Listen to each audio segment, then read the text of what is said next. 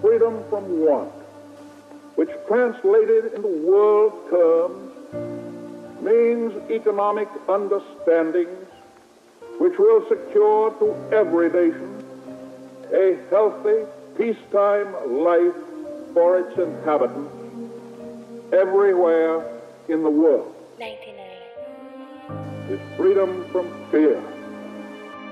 Means a worldwide reduction of armaments to such a point and in such a thorough fashion that no nation will be in a position to commit an act of physical aggression against any neighbor anywhere in the Sakit world. sa among dabawenyo ang mga panghitabo, apan dili lang dabawenyo karon mga nagsubo. Tibuok nasod Pilipino inyuhang gipasuko sa dili tama nga proseso inyuhaming gibugo. 80 anyos na gibati og dali na lang mas stress inyong giabog uy bulabog personal nga interes. Aron ang inyong mga plano lusot walay consequence. Mali nga dula ang gisudlan ninyo di ni magic chess. Checkmate ko literal pag-abot sa panahon. Mga halas nga sagal gihimo ra mong paon sa buayang garapal nga sa inyo mo amo nga panang agilan ay utok maong di mo kahukom. Bisag unsa og bali-bali di mininyo matarog. Karon pa ba mi mahuyang nga sabay ming nibarog. Dili mininyo iro wala mi planong mabukog. Biktima raming tanan sa inyuhang kahakog. Ug karon pa ba mi magpailad sa inyong tumong. Walay sakto nga papeles kalit ninyong damputon. Halata ra kayo inyong plano unsa mi pahong.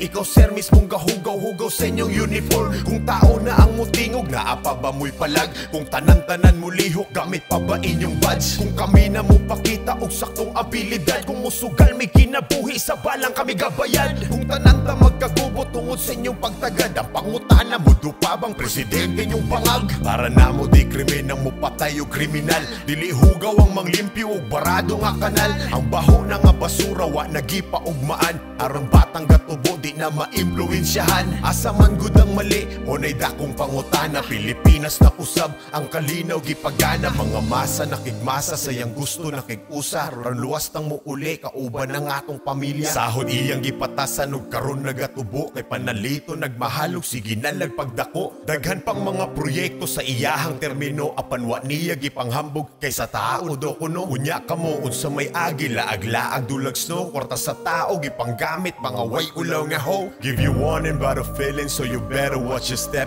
I am born a Filipino, don't ever mess, we will defend. Our President Rodrigo Duterte is our hero, building us with intelligence. I am a proud Dabawenyo, I will die for my countrymen. Tatlong lingwahe ang ginamit, iisa lang yung hangarin. Yun ay para may sigawin na naing nitong damdamin. Naming tunay na sumusuporta sa nagmamahal at nagpapahalaga kahit na di man siya banal.